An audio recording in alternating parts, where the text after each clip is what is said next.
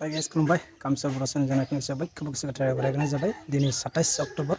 आं प्रग्राम साख्रिखौ इन्टारभिउ होनो थांगासिनो दं स' रायजोफोर जायफोरा दिनै एग्जाम होगोन गासैखौबो बेस्ट अफ लाक आरो आंबो होनो थांगासिनो दं बाखि जियानो जा नोंथांमोना मोनबानो जाबाय जास्ट आं ट्राइ खालामनो नागिरदों जाहाथे हायोबा जेसेबां हायो दिन्थिगोन स' रायजोफोर नायबाय था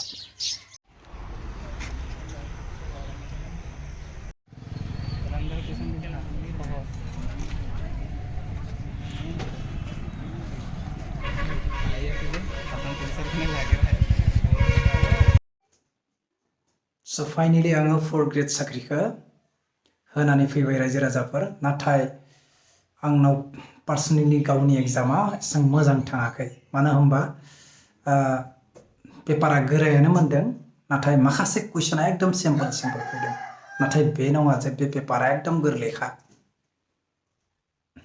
आंनि थाखाय एसे गोरायानो दङमोन 4 ग्रेड साख्रिनि पेपारा 27 तारिखआव आरो जायफोरा एग्जाम होदों 4 ग्रेडनि बिसोरो मिथिखागोन स' फाइनेलि बेखौनो एसे शेयार खालामबाय जाहाथे आंनि एग्जामा एसेबां मोजां थाङाखै आरो बाखि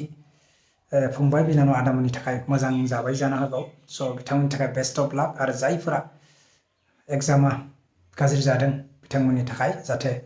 लोरबां जानाङा जाहाथे नेक्स्ट मोजाङै प्रिपेयार खालामनानै होबानो जाबाय स' बेनो आरो आं फार्स्ट एटेम्प्ट खालामदों देग्लाय 4 ग्रेड साख्रिखौ जाहाथे माबा मोनसे नलेज मोननाय बायदि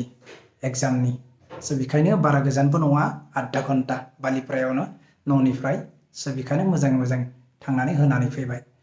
स' माबा मोनसे नलेज मोनबाय आरोना फार्स्ट स' बेखायनो जाहाथे खावलायो नोंथांमोना जायफ्रा साख्रि नागिरबाय थादों मोजाङै प्रिपेयार खालामना होबानो जाबाय स' बेनोसै जायफोरा आंनि चेनेलखौ जोबजासिम नायबाय थागौ बिथांमोनखौ रोजा रोजा साबायखर थाबाय आरो जायफोरा गोदानै फैदों अननानै प्लिज आंनि चेनेलखौ जाहाथे साबस्क्राइब खालामना लादो आरो खुनायाव बेल आइकन दं बेखौबो थुनानै अल खालामना ला आरो जायफोरा एग्जाम होदों 4 ग्रेड साख्रि प्लिज कमेन्ट खालाम स' दिनैनि टपिकआ बेनोसै स' बाय बाय सी इउ नेक्स्ट ब्लग